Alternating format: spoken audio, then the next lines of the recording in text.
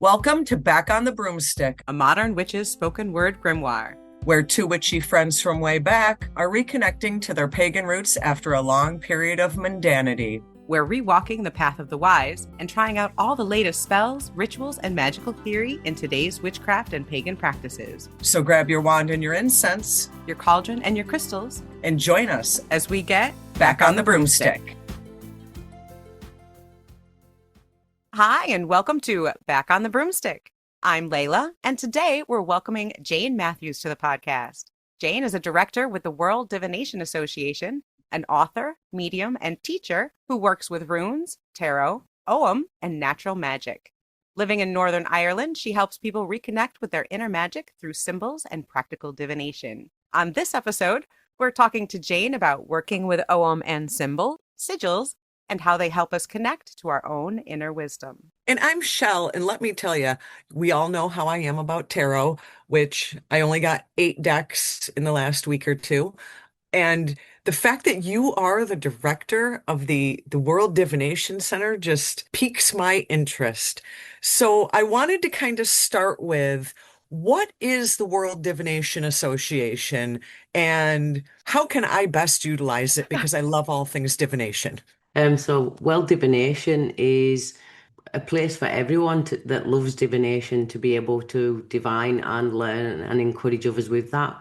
And we have I think around 200 courses, different things that people can buy to actually learn, not just the systems themselves, but also going further into techniques within those systems. We offer endorsed qualification for people who want to go into an endorsement so that we will actually, hold them to account. So we give them exercises and they've got to reach a level of a professional standard to be able to actually, when anybody sees that they've like endorsed with World Divination, then with that they've got the confidence that they've been put through rigorous training to be able to become endorsed. So they are a good, competent reader, which gives confidence. And also we give a lot of free courses and things as well. So it's a way of giving back and being weird and just really having fun doing things that normally most people don't really do. Welcome to the show, Jane. Thank you so much for being here. And if you would please introduce yourself a little bit, tell us a little bit about you and your background. So I'm Jane and I'm one of the directors of World Divination, and my background actually really stems from just mediumship first and foremost. So when I was younger, my friends, everybody wanted to know. So if they had a potential boyfriend, for example, they would want to know what the tea was. And because everything that I would be saying would be happening, including what words were going to be coming out of people's mouths next in sentences were actually said. So my friends actually kind of used to call upon me at times when they didn't trust themselves or certain others around them. Not just relationships, but also friendships too. So it kind of stem from there. My background began in healthcare, so I was around a lot of poorly people and experienced, a lot of passion with that. So I always knew that there was something far more out there. I just wasn't entirely sure as to what it was as such in that nature. And then from that, I actually was in a car accident myself, which literally changed the direction of my life. Oh my And goodness. in that accident, the car hit me head on, and I actually did go into that light. And I've never felt as safe. I've never felt as calm, as loved, as at peace. And it was such a brilliance, but it wasn't one that actually pained your eyes. It wasn't so dazzling that it burned, but it was so dazzling that you couldn't see anything other than that. And I actually asked, was I staying there? And I was told no. And at that point, I woke up trapped in my car with men pulling on the handles, trying to get me out. So from that, I kind of had a different experience of the world in that way, and it kind of deepened my own beliefs that I'd held. And there's been times in my life where I've kind of been kicking and screaming on a spiritual path. You know that way when you just kind of you follow your own rules, so to Yeah. speak, and you're master of Yep. your own destiny, and then Yep. that kind of kicks your ass a little bit. And from that, then you kind of right, just I tell you what, you just take that lead, and I will follow. And I was lucky then to be able to kind of delve into tarot, and tarot was something that actually was really natural.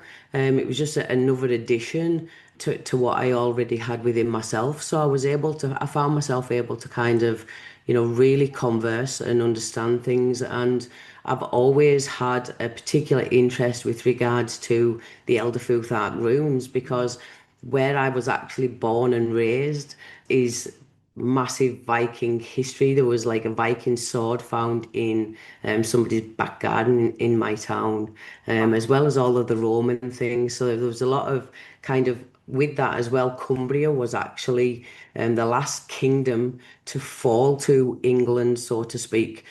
So whereas all the other counties in England were actually, parts of them within their own countries, Cumbria was its own and it was its last. Our dialect, still has some similarities with it. We lost our language, which was a Celtic variation language, and I've always kind of been drawn to the runes and drawn to everything Celtic within that.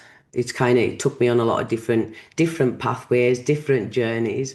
Runes are something that I love, and the energy that they have is the very commanding and the demand of respect when you actually use them. And I really like that. What a system that's got such a strength to it that, you don't tell it, and there's no trying to tell yourself something different either. The runes will tell you exactly how it is, and that's the way it is, and that's that. So I was like, wow, and I was actually, with regards to like sigils and things, I was really drawn. I was seeing like symbology everywhere in sigils, and I was actually just sitting myself down and trying to understand further what it meant because you get a lot of things happening and tools like tarot and tools like runes and things are magnificent, but I will say that's what they are, aren't they? They're tools that allow Yeah. us to unlock the magic that's within us. So we have to just be open enough, within ourselves to actually really experience everything that's around. And, that ties in with like all of energy, everything, everything is, everything has been, and everything will be. And that's just, it's how we choose or like to tap into it. Some people don't like, a lot of people in the world don't like divination, but they trust the gut within that aspect, it's like, well, there's an element of being guided, isn't there, within that? Just like, well, I don't, my guides are telling me this isn't such a good thing. I'm not feeling that it's such a good thing. So it's, there's no difference within that. I think it's just how we allow ourselves to open to the potential of more because there always is. And I think part of it is actually having fun with that. So I ask questions that most people say, I wouldn't dare ask my tarot deck that, how am I going to play in my next game of Call of Duty? How am I going to fare? Because I love Call of Duty. So I want to know about my life. Yes. If I want to sit down and ask about the profound, I'll sit and do that. But sometimes I just want to have a chatter because they're a relationship and it's something that you pour energy into. So when you're sitting having a catch up, you spend your time, you have a bit of a natter, you maybe call one friend for 10 minutes on the phone, you maybe have one that you speak to for an hour. They have different types of conversations with different friends as Right. well. And some friends you don't hear from for months in time, and when you pick up the phone, there's a little bit of a, but it's all right, we're still friends. And I think how you treat your systems is very much that same way. It's a Yeah. relationship and they speak. I love that analogy that it's like friendships because you're so right. And I wanted to just touch on, I feel like kind of what you're saying is there's that connection in that conversation, so to say, no matter what form of divination you're using. So you can get that same connection and measure and message, whether it's tarot or whether it's runes or whether it's the Ogham, whatever the case may be. So it kind of sounds like it's more about the message and the connection than maybe your tool. Is that correct? Well, for me, I think the two of them go hand in hand. You can't have a connection and then be able to really kind of express everything that it's stating. You're like, you can't if you're not into, say, I'm not into love and romance novels. But if I was to try and read a love and romance book, I'd be like, I wouldn't give it half of the justice that it deserved because I'd already be biased to the fact that I actually don't like these kind of books and that I find them rather, boring or whatever. So I think it's that same way. It's kind of like understanding how your own biases are, and I think that goes even then at that point it goes beyond divination, and it actually you're really going within your spirituality or even your physical reality with that because you're talking about self growth and you're talking about understanding yourself on levels like fundamental levels that then kind of you're challenging your own bias. You realize and that every single construct that you might be holding within yourself, is it actually a construct that's healthy? Is it one that's yours? And if it's not yours, where has it been placed upon you? And being able to understand that, and from that then even saying, well, okay, so I can understand that, but is this still relevant to me now then? Is this still applicable to me now? And then being able to within yourself be like, wow, well, no, I've grown. And it allows you to kind of evolve in really healthy ways. And I think that's the part, especially when it comes to anything energetic, whether it's, spirituality with regards to any kind of manifesting, because everybody loves to manifest. And it's that same kind of, it's understanding when you understand yourself on a fundamental level and you understand the scale of all of what you are, the good bits and the really crappy bits and the bits that's all right in between, and you can actually to yourself even just sit there and see that spectrum and understand it and understand then how it all kind of affects and works now that flows within yourself. When you do that, you can really understand everything else that's around you, and you can really manifest from that too, because you've not only got an essence of your own energy and been able to feel it that way and work with it, because you're actually able to, control your own emotions, control your own states, control your own flow, but you're actually realizing the difference of the flows that's around you and the ways in which they can influence you. So you can actually, when I'm speaking of like manifest, and it's like you could walk into a room where you'd usually feel really uncomfortable, but you can actually allow yourself to flow in ways that make it a more settling situation. And from that, it's more empowering for you. You come out with that feeling confident rather than feeling deplenished or less than in some way. So I think it's, it can create, that fundamental look at yourself can create some seismic shifts with regards to divination and with regards to walking your spiritual path. Nice. A lot of what you're saying sounds a lot like conversations with the universe and conversations with energy, and it makes sense that a couple of these divination systems started out as alphabets. They started out as a language. And so being able to connect with them, connect with words. Words themselves can be spells. The words that we tell ourselves, how we shape our language, where we're speaking with ourselves and speaking with other people can really affect our mood. And like you said, kind of connecting with that flow, connecting with where we want to go. If we shift our language, we can shift to where we want to go. And just think it's kind of interesting that some of these started out as actual alphabets and languages. And you have a couple books. You have one coming out this year on Ogham. Okay, sidetrack here. Is it pronounced Ogham or Ogham? Oh, Ogham, Oh, thank you. All right, so you have a book coming out on Ogham, and you also have a book on sigils. I hear you talking runes. These are all symbols, some of which started out as an alphabet, as a language. Can you tell me a little bit about symbol divination and how language and alphabets fit in with that? well, with regards to the likes of the Elder Futhark runes and the same with Ogham, they're an alphabet, and the alphabet, any alphabet forms the basis of a written language. First and foremost, that's how I actually treat them. There's massive associations to trees and things like that, but much with the same way as the Elder Futhark, a lot of them they're all associations, and they've all got folklore and stories behind them, and I think that's magnificent, and that is, fantastic storytellers who need to keep that folklore alive.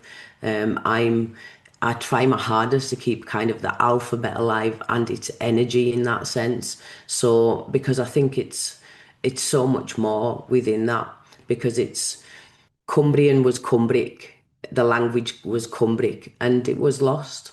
So you try to kind of preserve the alphabets because I think they're really important, especially with the energies in which to carry. You talk about things that's from 400, the year 400, and it's like, think of the power of those words then, think about the actual power of the letters that were brought, and the essence within that. And when tying them in, I always, especially when I'm teaching in particular runes, and I always say runes are an energy, each one of them has its own energy.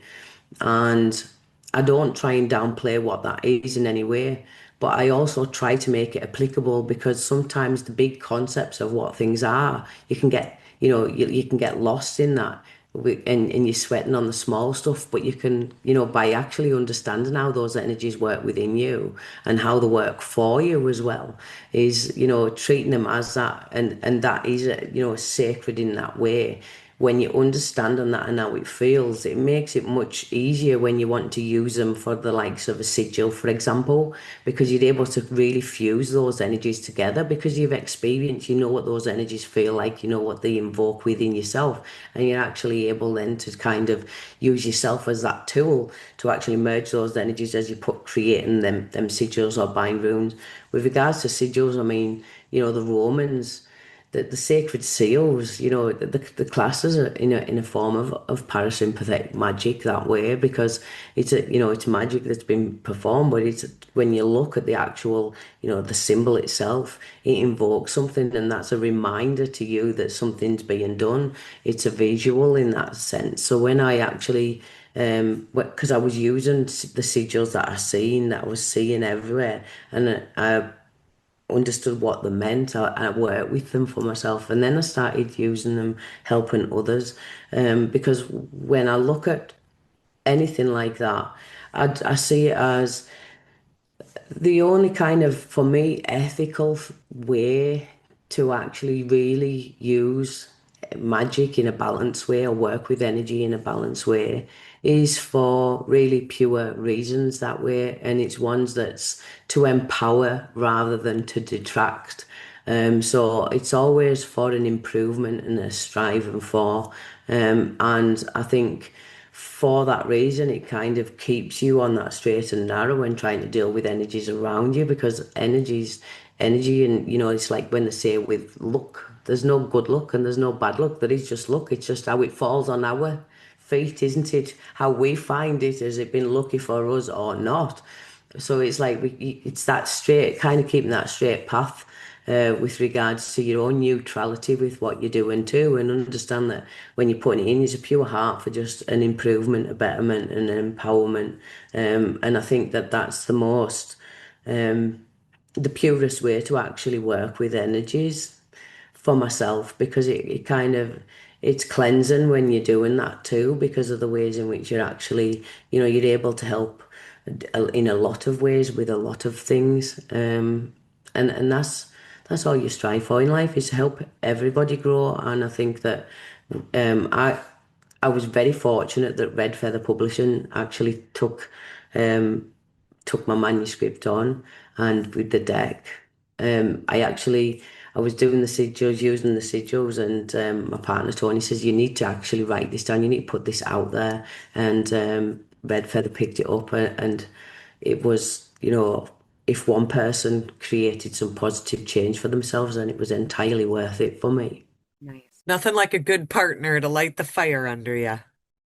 Push me to get well, sometimes you don't think, do you? You don't think that things are worth sharing in that way, that the people that are needing them are going to come to you, but you didn't see it possible even that it would be something that would occur. So it wasn't something that you would consider for me, to be Oh, honest. we get it, Jane. Trust me. We We get it. started out just having conversations, and now we're talking to you in Northern Ireland. You never know where some of these things are going to take you, right? Now, you talk about how these symbols, whether it be sigils, whether it be the Ogham, whether it be runes, that the energy is with the symbol. So that leads me to a burning question I have had for you. So ever since we knew we were going to chat with you, this has been my number one question. So I have a set of the Ogham sticks, Yes. and I love these. They are gorgeous. You pulled one for me for my birthday. I did, but my question is, and this goes for runes as well. So I bought these at I'm in Salem, Massachusetts, and I bought these at a local metaphysical store.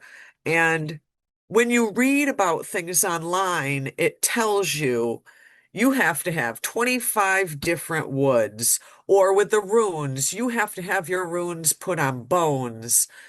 Is that necessarily the case? And you just came out with the card deck for the OM. So I was like, hey, if she's putting them on cards, they can't be on 25 different trees. The internet will tell me that these aren't as effective because they're not on 25 different woods. Is that true? No.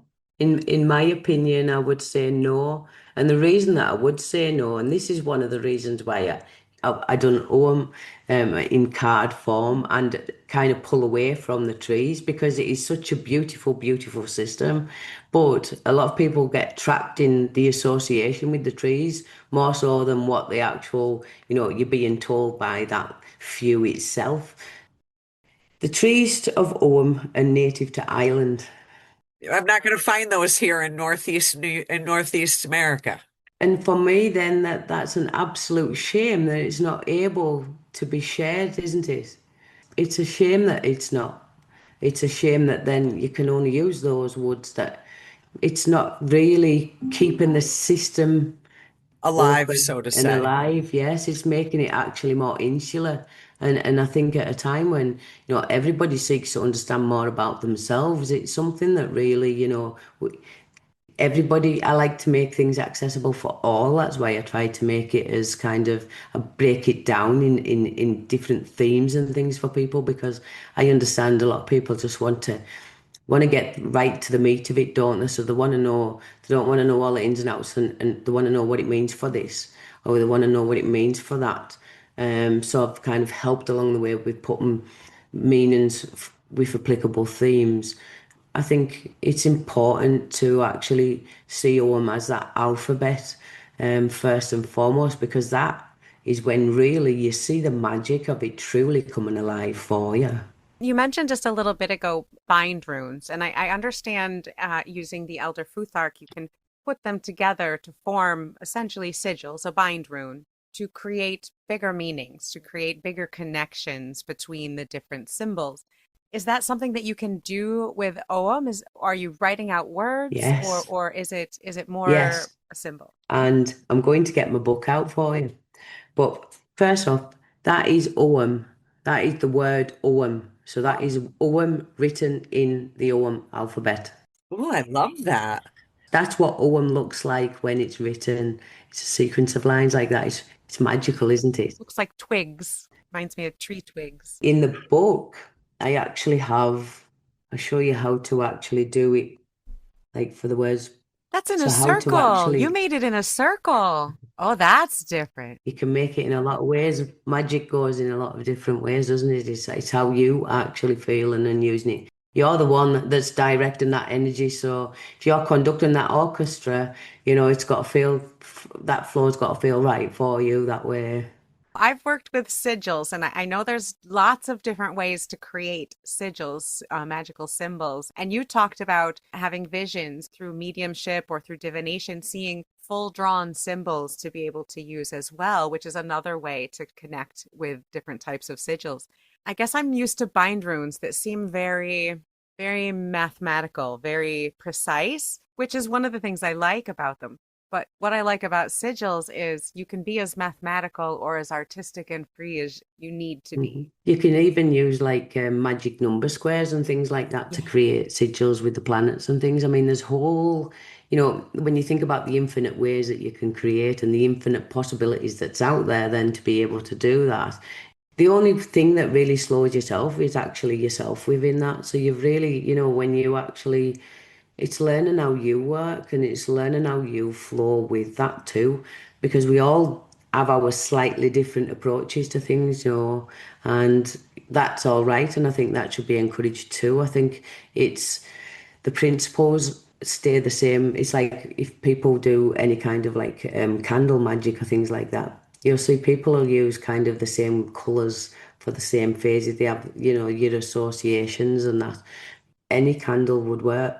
These all the extras that you're putting on is like putting spices in your food. You may be putting a bit of salt in, or you may be putting a bit of pepper in. You're flavoring it to your taste that way, and everything ultimately is actually just coming from yourself and your will. You're pouring that from yourself into that to be able to see it happening, to have that association, and then you're using planets and different things to kind of hone in, or sigils to be able to hone in. But we all have magic within ourselves. It's just I'm still discovering a lot of mine. It's a constant path, and I think we should all. It's one that we should all kind of embrace and open ourselves to, because your life will shift, and in ways that's mind blowing at times. And it's a path I feel that you never stop learning, which I think makes it more fun, honestly. That's it. When you learn in any system, right? If you're learning, and I done a reel on this the other day, whatever system it is that you're learning, you've got to have fun with it. If you don't have fun, you're not going to want to learn. You've got to be able to have fun, and it's what kind of keeps you going. And there's times when you get called out by your cards or whatever, and you actually laugh. You'll pull a spread and you'll actually laugh because and it's kind of like it's lovely. You've got to have fun, and you've got to have a sense of humor as well. I used to sit and be shuffling, and I'd just be like, say on TV when I'd be watching a show, and then the interval will come on. So when the interval come on, my cards, I'd be in my hands, and I'd be telling them ask them what's going to be coming next. And then I'd be reading my cards and saying what was going to be happening in the next segment. And then, that's a good way of gaining confidence too, because you're like, I knew it, I nailed it. But I never quite saw it as that, and it helps you kind of to understand, or even like kind of broaden your meanings in a lot of ways as well, because you've got experiences. It's the reading you a story. Any system, no matter what it is in the world, it tells you a story, and whatever story it is whatever story you're asking it to tell. And a lot of times, people, you're telling the story of somebody's life when people comes for a reading, and that's a real honor. It's a real privilege. I mean, think about it. There's people that don't trust themselves, don't trust anybody else, looking for something, some sign, somewhere. Giving them hope in a situation to be able to go through it, know that they've got this, know that it's going to be all right. It's an absolute honor to read for someone. It's an absolute privilege to be trusted so much, and sacredly so, to have that, open up the book of their life, the story of their life, and read it for them. It's quite a profound and humbling experience, I think. So you've got to find fun, because you've got to see all the different types of stories that it can tell you, for yourself, before you can really understand and read for others with that true kind of delivery in a compassionate way, but one that actually, really they feel good afterwards, rather than thinking, they could still be going through the same crap show, but they know that they've got it. Somebody once said, Jane, you make bad news sound good. And I was like, well, it's an art, I suppose. I do like that as an exercise, though, to shuffle up the cards in between show segments. That is an absolute wonderful practice idea, and I'm actually going to try that. And I also think as well, if you're new to a system and you're learning one, there's always something, isn't there? There's always like some card or some rune or some few that kind of triggers you on some level. Like, you'll see Haglas and you're like, oh, shit. And then, or you'll see the death card and you'll be like, or Tower is like FML, like you want to bang your head against the wall. Like, no, I'm not having this today. And you can trigger yourself when you're starting as well. Jane, are you calling me out? You just mentioned the rune that keeps following me around and the tarot card that I keep pulling. What are you trying to Well, say to me here, Jane? She's telling you that it's all about perspective. it is. I always say that there was a lady in Sweden, and I'm forever grateful for giving me this bit of knowledge. But she actually said, the best thing to do is not ask about your day, it's ask about the day prior, the one they've already experienced. Because if death pops up, like, you've been there, you've done it. Hagalaz shows it's like, yeah, go on then, I've had And I this. I made it. I made it through. Yeah. And you haven't got that same kind of emotional with it when you're beginning. So I think that's always as well is a good way to kind of if you're easily triggered with some of the heavier runes. And with Hagalas, I mean, yes, Hagalas is, it's disruption, it's hell. It's coming around, it's around you. It's relentless, it's coming down on you. Well, what on a normal day-to-day basis, I get Hagalas when the internet's gonna start playing funny and things. But on a daily basis, Haglas, it's coming external from you. It's not yours. So whatever it is, whether it's people getting the hackle up and being, there's been delays on every road, there's just stuff that's just impeding you, but it's all external that's coming in and putting you off everything that you want to do. What do you do at that point? You just become the eye of that storm. You maintain that calm and you watch that carnage going on around you because there's nothing that you can do to actually sort it. You've got to wait for the hail, the storm to pass. So you just got to sit there, be the eye of that storm whilst everything's, going around. You can actually gain some insights within that, but you can also still, while you're getting moving about, because you've still got to flow within that, haven't you? Whilst you're actually circulating within that little line, moving and seeing that the power of it weaken eventually, as all storms do, you're able to see pathways and perspectives that you might not have had. It's not all Wizard of Oz and you're going to get tossed. You can utilize its wisdom in ways that can actually really move you forward. I'm going to carry that with me forever. Be the eye of the storm. You can't control anybody else or anything else, but you can yourself. So when everything else is going wild around you, it's all the more important for you to kind of be that, isn't it? Because at that point, you've got logic and rationality because you're clear. There's no storm. You're that eye, and it's always peaceful and calm in the eye, isn't it? So you've not got all of them disruptive thoughts or emotions or anything. You're just kind of you're detached in its essence and able to really see things and understand things for how they are. And that at that point, with regards to anything, that's when solutions are found, aren't they? If you think about struggling with a work project, that's when that kind of comes. It's when you can literally, do that. And I think it's a beautiful room. I think that you've described a beautiful way of being in the world, a way to work with divination. Like you're the director.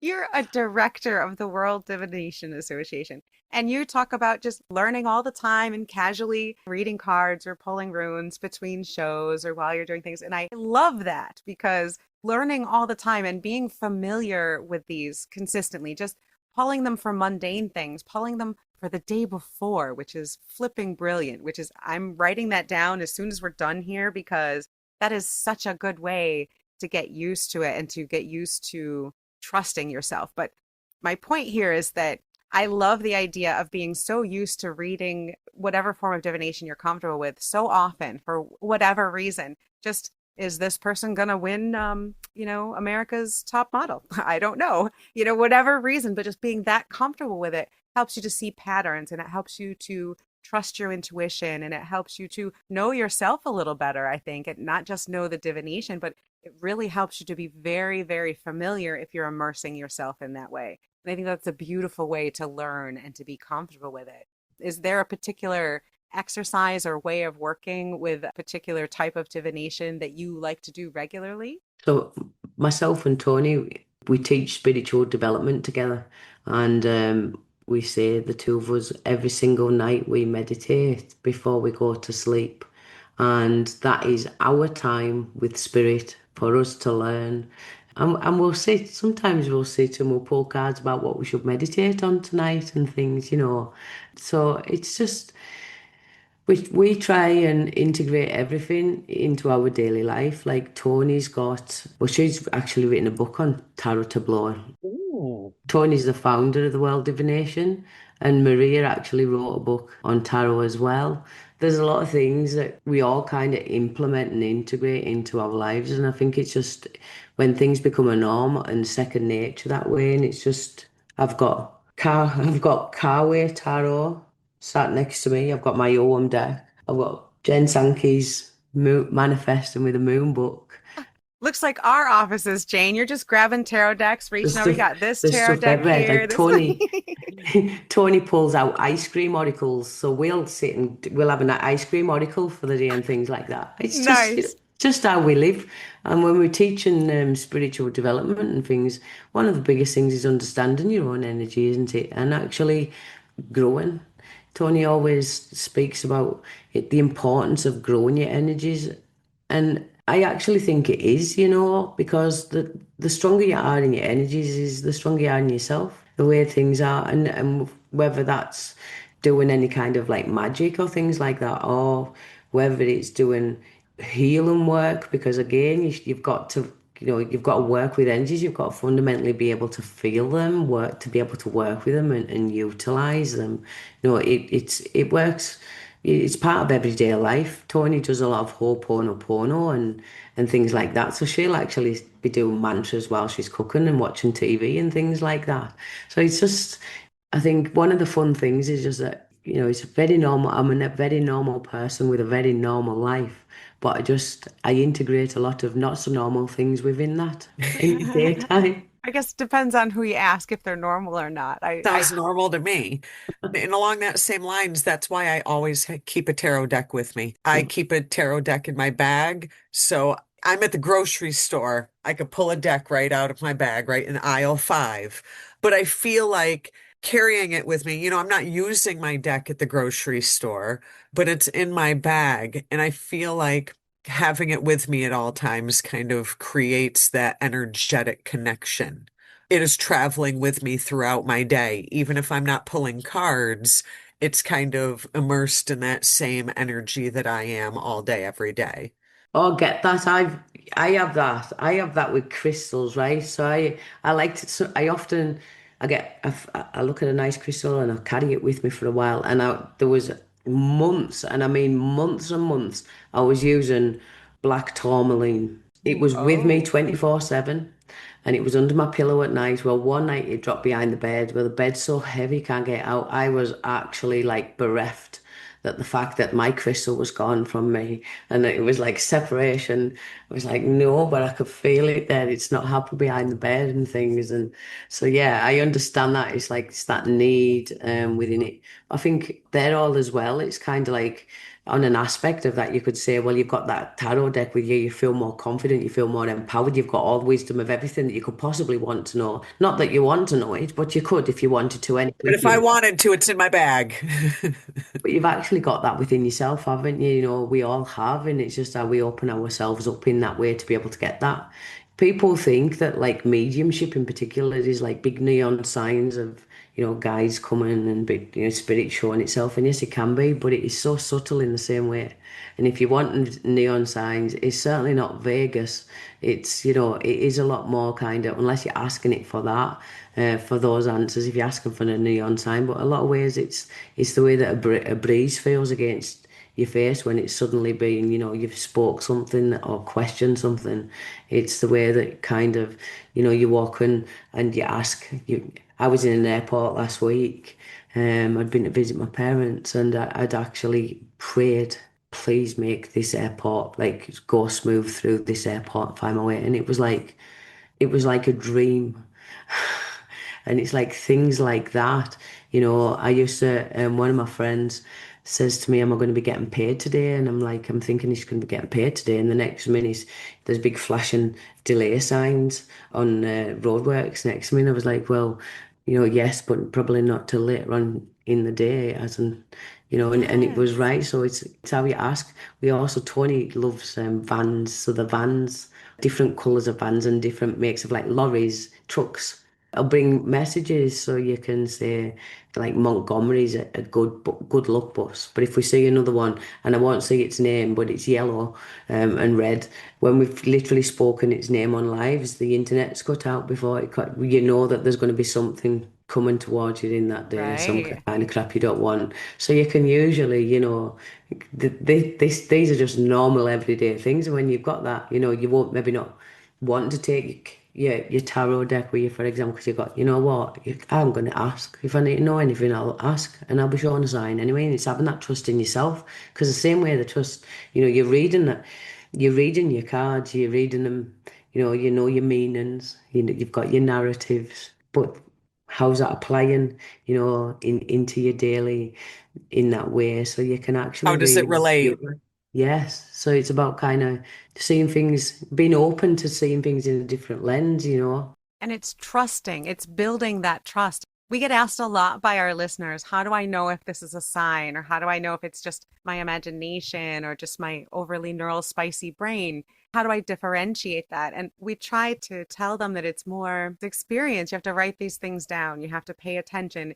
Do you get that feeling? And if you do, pay attention to it. I loved how you said it's very subtle. It's very quiet sometimes. And a good example, Chelle has some things going on. And I was just at my desk. I'm doing some editing on the podcast. I've got Chelle's voice in my ear in my headphones. And all of a sudden, I got a full body feeling. I just got chills and this full body feeling. And I immediately texted her because I have built up this trust with my intuition. I immediately texted her. I said, Chelle, something just happened. You are going to get really good news by the end of the week.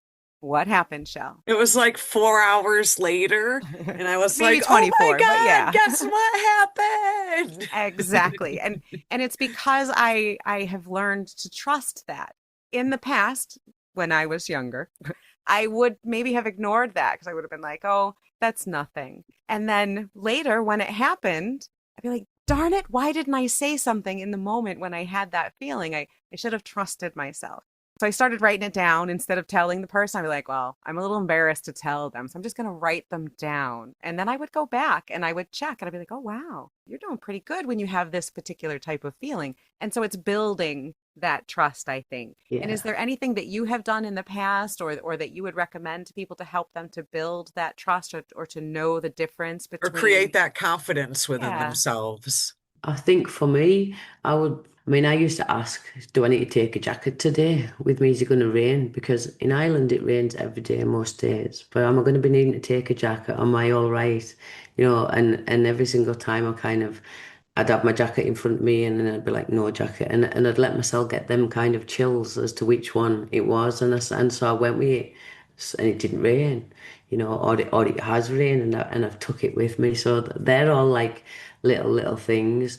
I mean, when it comes to growing in your intuition and things like that, it all kind of comes round to being unblocked within yourself, isn't it? So it's all about you being clear of your mind, being clear in yourself, because the more relaxed you are in your own head and the less you're stressing or questioning things, the more easy stuff is coming. And sometimes you wonder when people ask, well, how do I know it wasn't just me, for example, that, well, the conversation or the way in which something's spoken, for me, it's not words I would use.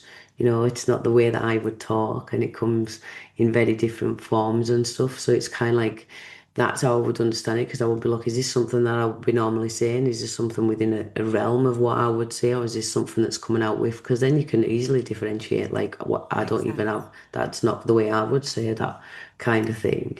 Again, it's kind of like when you're a kid, I think it's about kind of being childlike in the way that you have your eyes with regards to the world and kind of that openness with it. And I think growing with your intuitions, kind of like just we taught our entire lives that we have to trust and we have to trust our family. We trust our friends. We have trust in the police, or we have trust in our government. We have trust in God. We have trust in everyone. We forget to have trust in ourselves. Yes, we're not really shown or taught that, are we, really, as having that. And I think that's something that we have to learn is that to have that trust in ourselves. So I think that kind of thing comes along as well when people tend to have more trust in themselves when they've had experiences where they've been able to assert themselves, to know something's for them or not for them, when they've been able to kind of move through and they're not really kind of triggered in themselves or comfortable enough to be able to speak within themselves that way. And I think that's a big part of it. I absolutely loved your website. I am someone who I am constantly learning. Learning is one of my favorite things in the whole world. And you have so many classes, including one on Lenormand. I went to the site of worlddivination.com and we'll put links to all your things. The first thing that pops up is a video talking about a free course in understanding Lenormand. And Chelle just got a deck. I just got a deck because although I have roughly about 275 tarot decks, She has an addiction. I have an addiction.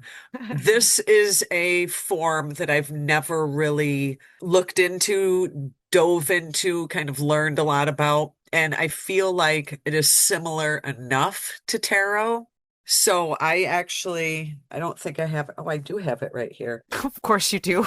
Of course I do. I have everything right here.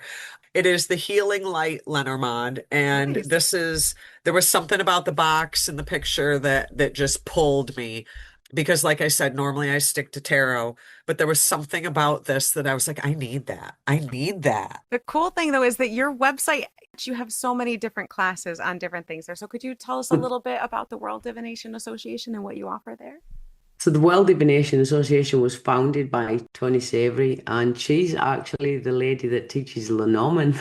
Ah, Uh, Tony is, I would say, actually masterful. I've never known anybody can read a tableau like Tony, and the way that she teaches it, and everything. It's Lenormand for me, although I can read it. I don't really enjoy reading Lenormand as such, but that's only because Lenormand doesn't seem to like me so much. So because I'm an Aries and I could get a bit my fire up when I've got any system that's been a little bit bitchy with me, I'm like, no, I'm sorry, I'm not going to waste my time with that. So hit you right I'd back. rather speak with, something that's wanting of my time then in that regard. So I love it, but it loves to hate me. So it's a love hate. Tony teaches Lenormand, and she's got so many courses and so many free courses. Honestly, she's exceptional. And not just at that, she teaches Lenormand all over the world, really. And with that, there's some of the courses, such as the pendulum course. I think we've got flower psychometry. Those are all ones that have been taught by Ooh. Tony too. Yeah, Tony's big on energy the same way as I am. And she loves doing energy work, healing anything energetical too. Jane, are you saying we need to have your partner on the podcast at some point too? Because she sounds fascinating. You need to have Tony on. She is big into quantum physics, so she actually really likes to Ooh. try and bring in that kind of, the scientific and the spirituality. She's, constantly on a quest to kind of integrate the Merge the two two. and marry them.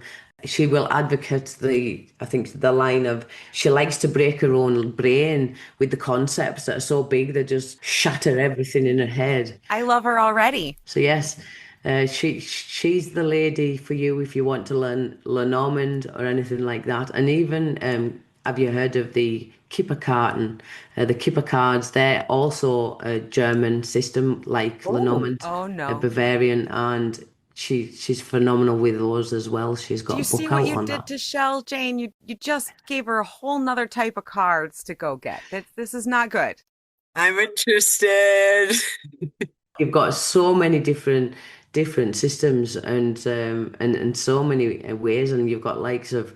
I think if I was these aren't taught by me, or I teach some of these, but I think we teach like tarot, runes, Ogham, we teach Berlin Oracle, we teach Lenormand, Kipper, Gypsy Witch, Le Petitier. We also teach. La Grangeur, Le Normand.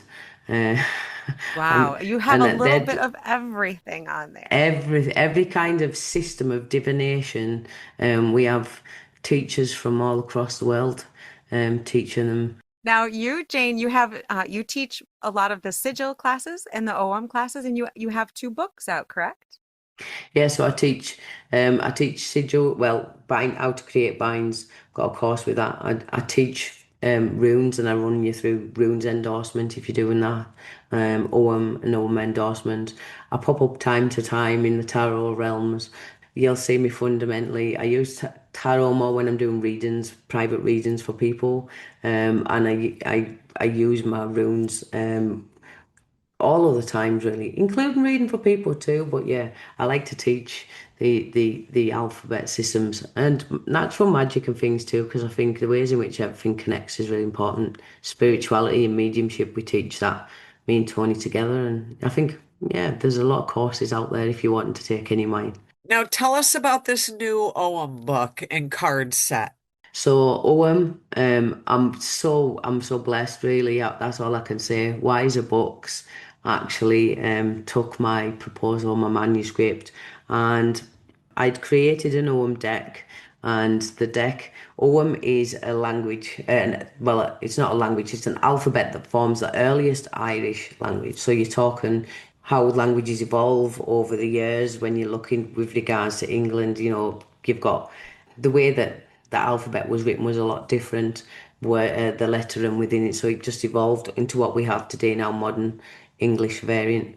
Ogham's much the same way in that. It's the earliest ancient Irish alphabet and it's used for divination, and it's one that it's such a beautiful system because it feels like a grandfather. So it actually, Ogham approaches for divination for me, it is a different approach entirely because you're the center of your universe. Nobody else but you, because you're only the only one that's going to experience your life, this universe that's around you through your eyes. So for that reason, you are the center of your universe. So you got to understand yourself and then understand everything else in the world because you can understand how everything impacts. Now, with that alphabet, it's split into four families. So there's 20 cards and each of them, and there's four sets of five. And you'll notice that with I look at them as dance steps. So first off, the first acme, the slide to the right, and the second acme, the slide to the left, and then you've got the diagonal of the third acme, and then you've got horizontal for the fourth. So Hold on. Sorry, Jane. I have to interrupt you real quick because you said slide to the left and slide to the right.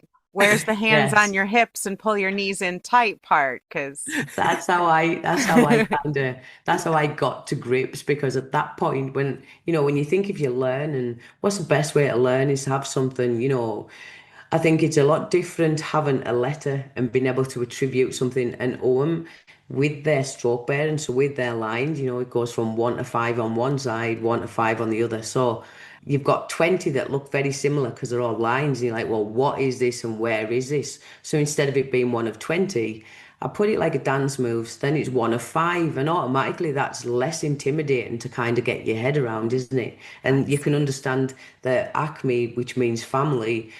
Each one has its own kind of like energy, its own flow running within it. So you understand when you learn, and then you could be looking and being saying, right, so that second acme, it's all kind of like it's misfortune, it's negative situations are the ones I've brought on myself, or are the truly ones that's come around me. And then yeah, I'm going to stand up and have the courage of my conviction. And even if people don't like me or what I've got to say or what it is that I'm doing, that's all right. And actually, I'm righting wrongs, I'm sorting this, I'm getting anything done that's needing to be doing, and I'm going to come up with ways in which I can do it that not just me is going to like, but everybody around me. And have an appreciation for everything that and realise that you shouldn't be distracted by shiny things. That's that second acme. So then you can then you can narrow it down and start learning, all of each family's got its own different theme, and each kind of individual one's got its own energy, so you can see the way in which things flow. And then you also have an additional 5 cards. Now those 5 cards, they're called forfeder, which literally means after trees or additional letters. So they came after the original Ogham alphabet. So for that Okay. reason, I don't use them when I'm reading, only if I'm doing like looking at them as a cosmological, so looking as a spread placement where I'm putting things and moving through from that. So it's kind of you can understand everything from this placement spreads in there, different things you can use and utilize. So from smaller spreads to bigger spreads, you can actually do. I've talked about casting and how to cast and the things to do with that. It's a divination system that's really profound because the fundamental change it brings first and foremost isn't to everything around you, but it's to you yourself and your perception of everything around you. And it actually, whereas runes for me would give you a telling off, like, and be quite strict with that. Ogham is strict, but it's more kind of gentle in the ways in which it tells you. Nice. So you kind of, I look at it more as sitting on your granddad's knee, and him being like, well, you know, You brought So this on yourself. exactly, but you know what to be doing, instilling that. And with it as well, it's you've got your kind of upright and your reversals for most systems, but with OM, they're universally light and dark within them because everything is both. We are all light and dark. Everything is made up of. So it's a system that actually has that integrated within the meanings, so that you can see the ways in which they interact with each other. Actually, you'll see and understand the ways in which, like, it'll merge. Maybe there's grey areas, or maybe it'll be more lighter. You can actually really allow yourself to be open to journeying through anything that you're experiencing, really, to get a really profound knowledge from it. Sorry, I've rambled there. makes it make a lot of sense. Layla, I'm still stuck on the fact, and I saw your reaction at the time, and I am now forever going to look at the OM as the time warp because we're just going to jump to the left and then we're going to jump to the right. Yeah, so I'm forever going to look at it as the time warp, I think. The way you're explaining it to me, Jane, what I'm hearing is that the Futhark runes are cranky Odin, the mean grandpa, and the Ogham system is the kindly grandpa who wants to tell you stories and give you some wisdom and help you know yourself better. Is that kind of what you're saying? It is, yes. Well, if you understand that with regards to the kind of the Celtic spirituality, everything's in cycles, and in those cycles, you have reincarnation, and it's just one infinite kind of cycle, sequence of cycles each life. So first and foremost, when you kind of see it in that aspect, it's kind of won't guide you through the cycles, all the cycles of your life, to guide you into that best place for that next cycle, and to help you understand all the cycles of everything around. So to me, it's kind of like you'd be going down the lines of like Fibonacci in that way, the way in which you actually, it's that endless sequence, that perfect. Now you're speaking my language. That's why OM's very special in that way, because it's so insightful. But again, like anything, the insight it brings is only dependent upon how open you are to yourself and to improvement. And it's something for me, I'll strive for my entire life for. Beautiful. I think everybody will. Well, now this book, Ogham, Divining in the Celtic Way, which has all 25 cards and a guidebook, that's coming out in March. It is, yeah. So it's coming out in March in the USA. If Ah, you're in the UK, it's April, so it's a whole month later. So yeah, oh but yes, it's no. coming out a month, in a month's time. Month earlier in the United States. All right. Well, Yes, and it has got, like I say, it's got a 192-page guidebook. It's got about 35,000 words in there on how to read OM, how to actually as well meditate on OM, so how to oh, meditate and actually get to know its essence and energies, how to manifest with it, and how to create your own set of OM views if you were looking to make your own set. Because I oh. truly believe if you were making your own set, no matter what would that it would be that you used, it's already got that power within it, because your openness to learn, and you're pouring into something that's going to give back. I totally agree. And there was a point, this was years ago, we did a coven craft project. I don't know if you remember this, Layla, and we made runes. We Mm-hmm. made our own runes out of little clay pieces. Yep. We made the little clay, we made little discs, carved in each rune, let them harden. And I think that those are better than any set I have ever bought. They might not be as pretty, they might not be as fancy, but energetically, it's because I made them. Mhm. They feel better than the gorgeous ones that I've bought. So it's not about shiny and pretty, it's about that connection you have with it.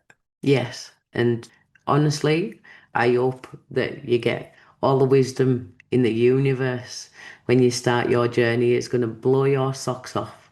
Can't wait. I can't wait. I'm super excited about this book and deck because the way you described it feels very natural to me. I love its connection with trees and with the earth and with the cycles. It feels very connected, very energetically connected to all things. You mentioned Fibonacci, and I'm so there. You're sold. I'm sold. I want in on this spiral. Let's go check this out. It just kind of pulls you, and I think once you get that, it's something that you shift. It'll shift the way that you see things or even approach things in other ways. I'm so glad that we actually were able to get together and connect and have this conversation because I've been struggling with these. And the main reason why is because everything I've read, all the instruction, all the guidebooks, they focus on each one having to be on this specific wood. And I thought, oh my God, this is not on rowan wood. It's not going to work for me. But you've kind of made me realize it isn't about the wood. Like I say, when you think about the trees, you think about Ogham as itself. So an alphabet, and you're talking at that time period, you've got the Druids, who would, help and give wisdom in kingdoms and keep law and order and pass a lot of things on. But a lot of the ways in which they had to, the spoken poems, the spoken song, and the spoken code and the spoken secret. And one of the elements with regards to Om is, you could look at it in some regards as almost like a tally system of the universe. So everything's attributed. So the associations with the trees were just so that they could attribute other things to be able to make it easier to remember, which is why I write the associations of the trees are all written down, but the emphasis for me is on the letter and its energy itself, because no Right, matter where in the world you are, you'll understand that energy, right. of lust. You'll understand, what it means to kind of see where you might be getting pulled in ways that you might not necessarily want to, seeing what motivates you to be doing things, like why you act the way you act or why you think the way you think, and then understanding from that why others are motivated to do things. That's lust really, and that is that intuition, is that insight, is tapping into that, and it's actually, but doing it in a balanced way rather than then being coerced into acting in ways that really aren't you. So we all get dragged into doing stuff, going to a party you don't want to go to, agreeing to take on overtime when you don't want to. That's really, it's about understanding why you're being asked to do that then. Why is it that you can't say no within that, and really allowing yourself to, move. So yeah, the trees are important. They're important associations. But like I say, they're associations that are just that, an association too isn't exactly that letter itself. Well, I am so excited to dive into the book, into the cards, and I am ready to just pounce on the World Divination Association website. Thank you, Jane, so much. Thank you very much. It's been an absolute pleasure. Thank you. Thank you so very much. We will put links to both of your books, your upcoming book and your sigil book as well, and links to the World Divination Association so that people can check out those classes. I know that'll be pretty popular. And, I'm probably going to be emailing you, see if we can get Tony's information so we can get We're gonna her have on to talk here to too. Tony. Yeah, yeah. Not a problem. Well, again, thank you, Jane, so much. It has been an absolute pleasure having you on the podcast. Thank you, Jane. Thank you for taking the time for us today. Thank you. All right, Layla, I really need to get over to this World Divination Association website right now because apparently I've got a whole ton of classes that I need to register for. Seriously, and I put aside my Celtic tree oracle that has the Ogham on it because I didn't really get it. But the way Jane explained it made it so much more accessible. It was a little weird at first when I got the fuse, but now I'm like, okay, let me get out my sticks. Let's see. I just need to think of it in terms of tarot, I think, and off we go. So next time I see you, I'll be doing an Om reading for you. Yeah, I really loved the one that you pulled for my birthday, which kind of got this whole ball rolling. So I'm very excited. So again, thank you so much to Jane for coming on and talking about different types of divination. And if you want more information about the OM or about divination in general, check out Jane's organization, the World Divination Association, because we're going there. So we'll put links to that and to Jane's books in the show notes. And we hope you are all enjoying your chilly February. Spring is right around the corner. So if you are in the northern United States and it's cold out there, why not break out your favorite form of divination, snuggle up, and see what your yesterday was like? All right, Layla, I gotta go because I need to pull some cards, pull some sticks, and maybe get out a pendulum. And I'm just going to head out and keep it witchy.